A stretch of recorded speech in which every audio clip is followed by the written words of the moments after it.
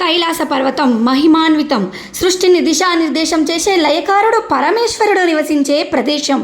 హిమాలయాల్లో ఎన్నో వందల పర్వతాలు ఉన్నా ఎంతో పవిత్రమైనదిగా పేరుగాంచింది.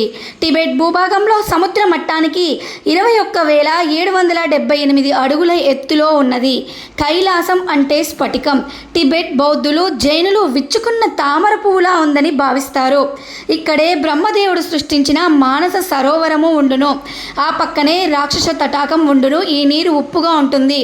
ఈ కైలాసం వద్ద ఉన్నప్పుడు టైం త్వరగా గడుస్తుంది. నెయిల్స్, హెయిర్ ఫాస్ట్గా పెరుగుతాయి. ఈ శిఖరంలో ఒక భాగం ఓంకారంలా కనిపిస్తుంది. ఇక్కడ ఏముందో తెలుసుకోవడానికి చైనా వారు పంపిన 2 హెలికాప్టర్లు ధ్వంసమయ్యాయి.